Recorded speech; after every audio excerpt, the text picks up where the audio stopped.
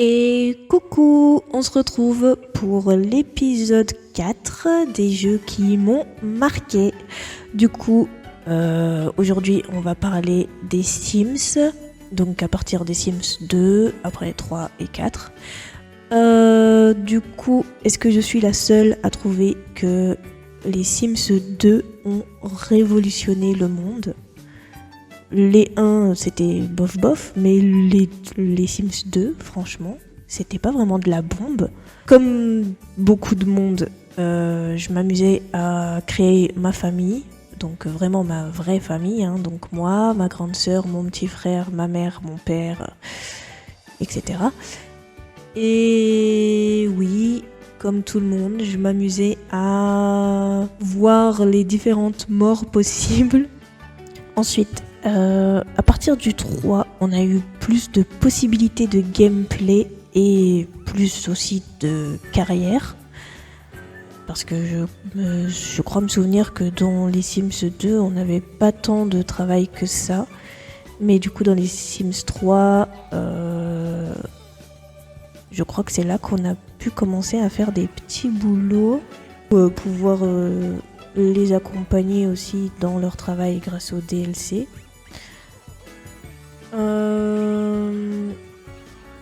Après, donc, les Sims 4, y a rien à dire, hein. Déjà, question de graphisme, c'est encore mieux. L'animation, elle est beaucoup plus fluide. Le système de création, il est tellement plus détaillé. Tu peux mettre tellement de plus de trucs. Tu peux choisir les préférences, les goûts, l'attirance sexuelle. Tu peux aussi choisir ce qui plairait, question personnalité et style, pour trouver un petit ami ou une petite amie justement à ce personnage. Je sais pas si je m'explique bien, mais je peux pas mieux dire. Ce qui est dommage par contre, c'est que du coup dans les Sims 3 et 4, ils ont retiré la possibilité de créer ta propre ville comme dans les Sims 2. Je trouve que c'était super cool. Tu pouvais vraiment choisir l'endroit, que ce soit en montagne, en désert ou sur une île, n'importe. Et tu mettais après des terrains et après c'est toi qui mettais les maisons et les bars, les bibliothèques, etc. Et ça, franchement, je trouve que ça manque beaucoup. Sinon, avec les DLC et aussi avec les mods, on peut presque tout faire maintenant dans les Sims 4. C'est énorme. Tu peux gérer un truc de vétérinaire, tu peux avoir une ferme, un centre équestre, même un club de striptease grâce au mode, c'est énorme. Et franchement, ce jeu, il est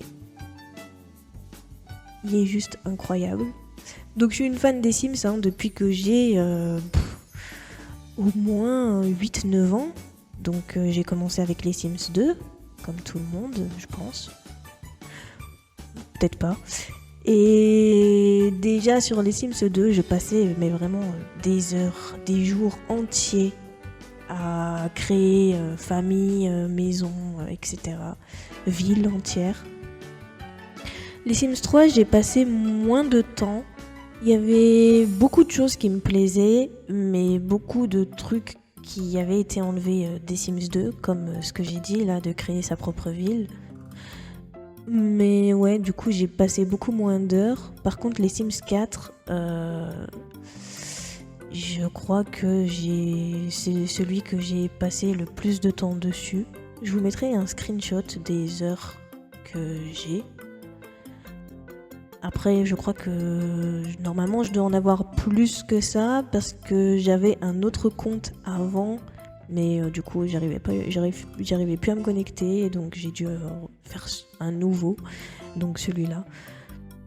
Donc je pense qu'on peut ajouter le double. Le double ou peut-être même le triple, parce que vraiment, j'ai passé vraiment des jours et des nuits, quoi.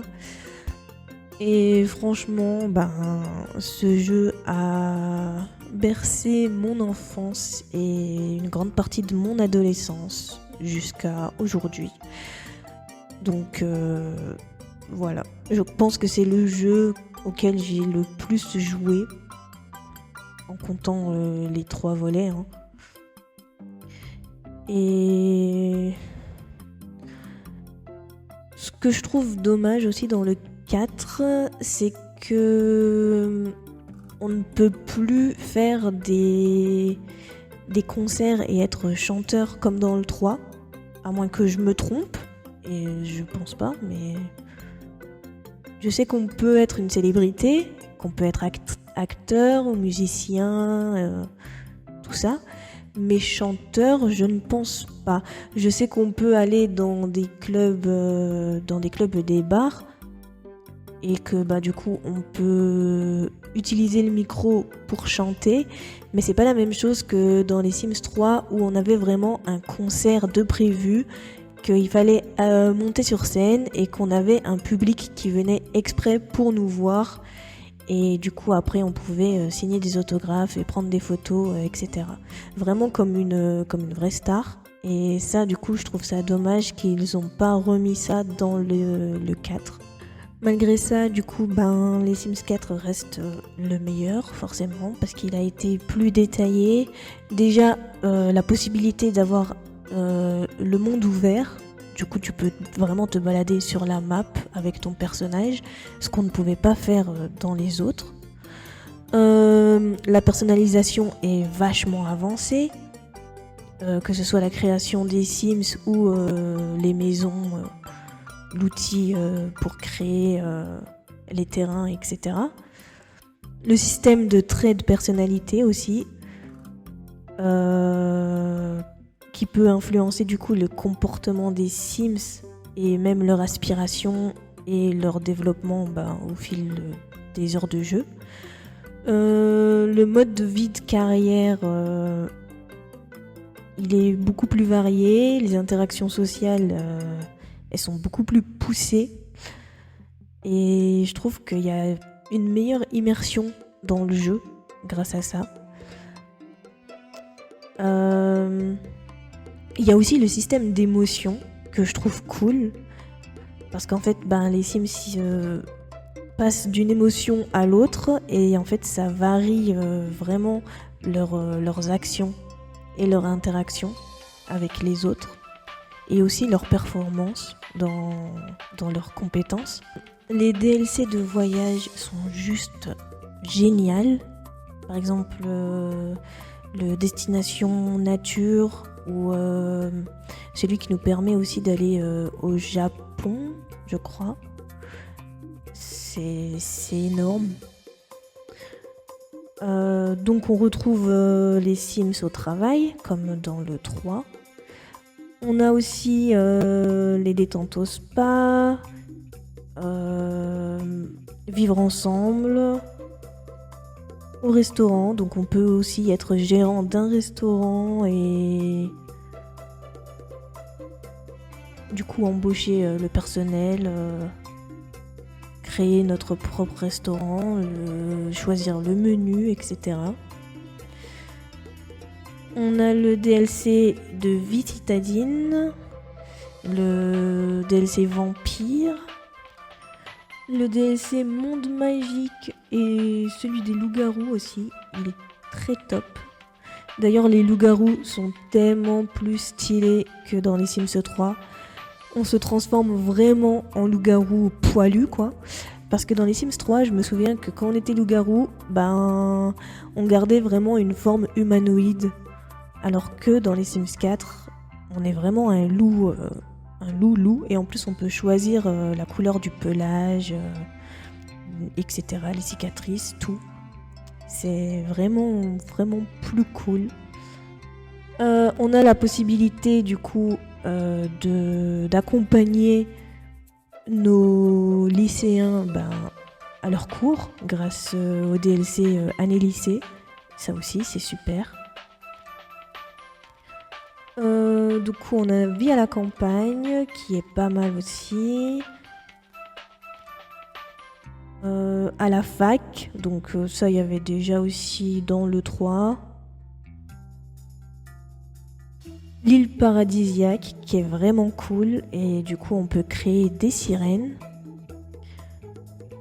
Heure de gloire, les 4 saisons on connaît ça depuis les Sims 3, donc il n'y a pas vraiment de changement.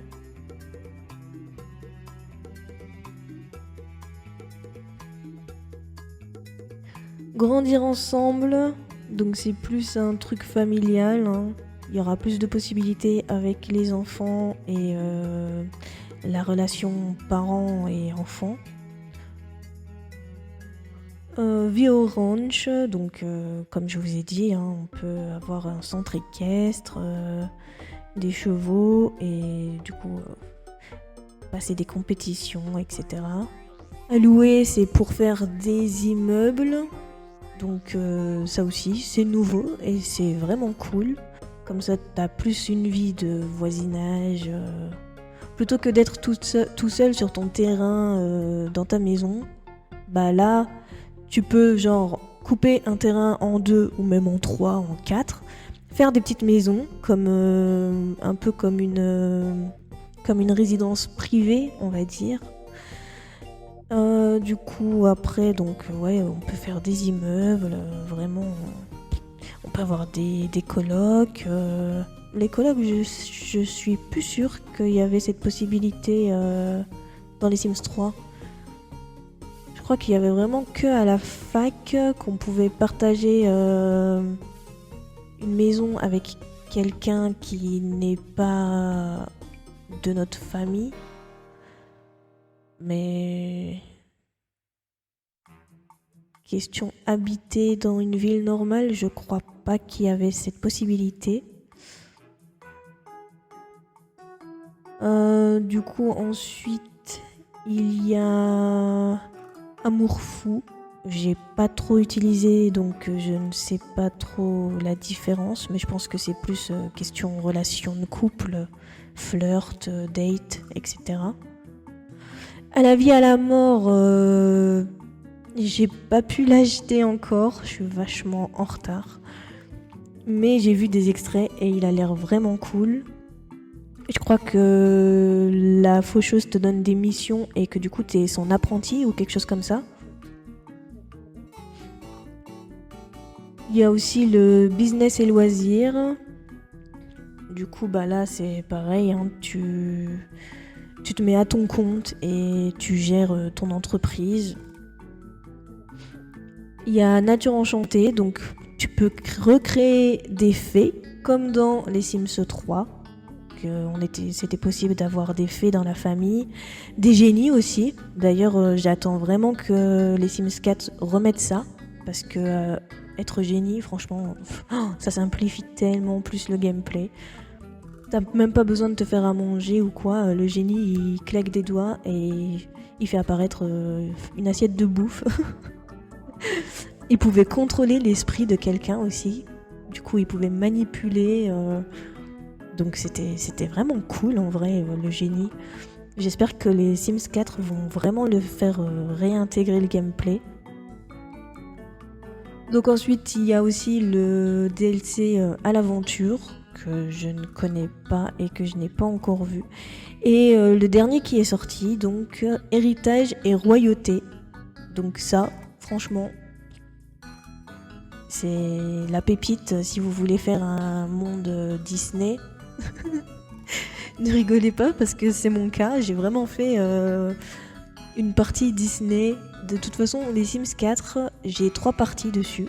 J'ai une partie spéciale Disney, donc il y a tous les personnages de Disney qu'on peut retrouver. Il y a une autre partie où c'est vraiment Otakuland, donc il y a que des persos d'anime. Et après, donc j'ai une autre partie que c'est plus la vie réelle avec du coup ma famille et des personnes que je connais vraiment. Et voilà. Du coup, dites-moi en commentaire comment est Héritage et Royauté, parce que j'ai vraiment vu que l'extrait, mais je n'ai pas encore pu l'acheter ni tester ou quoi. À l'aventure aussi, et Nature enchantée aussi. Donc dites-moi vous, si vous l'avez, et comment ça se passe, si le gameplay est cool, et voilà. Du coup, j'ai fait à peu près le tour. De toute façon, les Sims, je pense que tout le monde le connaît, hein, ce jeu, donc j'ai pas besoin d'en dire plus.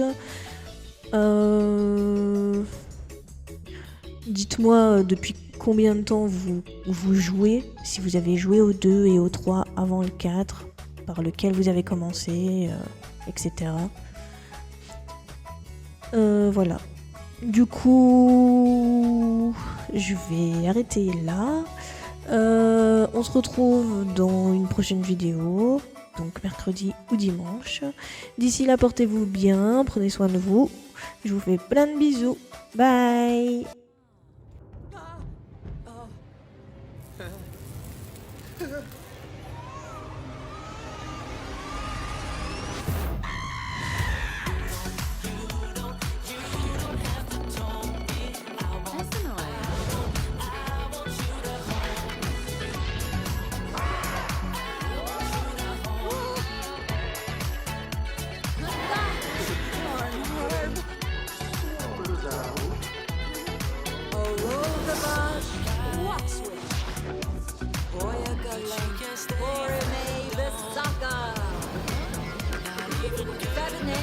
Viva!